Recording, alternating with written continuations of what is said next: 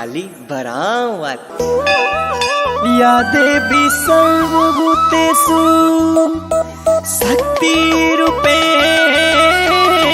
संस्थिता नमस्तस्यै नमस्तस्यै नमस्तस्यै नमो नमः।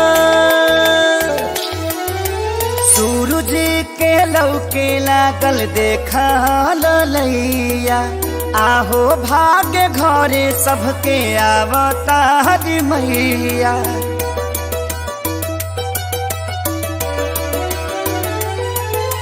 सूरज के लौके लागल देखा ललैया आहो भाग्य घरे सबके आवतार मैया। अब करा जन दे भइल पूजन के बे जनी जियरा छाछा नावा हाली दूध लेके आव गैया के आरती उतारा मैया के पौआ पखारा मैया के।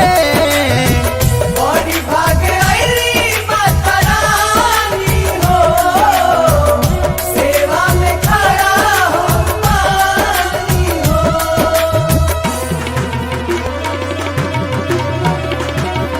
Presented by Adi Shakti Films.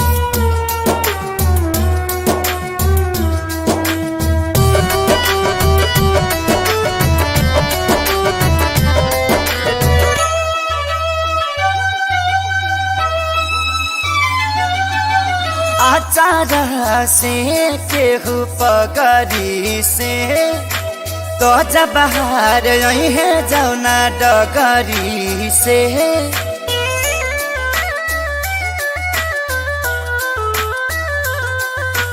आचार से केहू पगरी से तो जब बाहर है जौना डगरी से। अरे सेवा में न कर कमी होके खूबसूरत मम्मी कहे से कि मैया सुकुवारी सुकुवारी सुकुवारी हई। अब करा जन दे भइल पूजन के बे मालिन के बोलाव अढ़ौल तू चढ़ाव पैया पे आरती उतारा मैया के पौआ पखारा मैया के। बड़ी भागे आईली माता रानी हो सेवा में खड़ा हो पानी हो।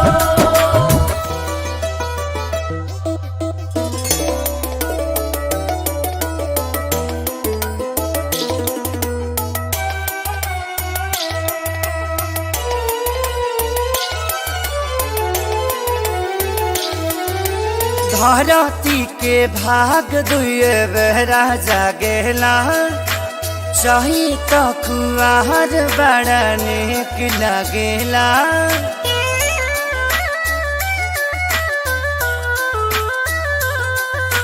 धरती के भाग दुए बेरा जागेला चाही तो कुआर बड़ा नेक लगेला। देख मुस्काते मैया आई गईली रंग नैया बेटा खिले सीखे सारी खेसारी खेसारी के। अब करा जन दे भइल पूजन के बे पुरैन पात लेके आव छाक लवंग जुटाव जैया के आरती उतार मैया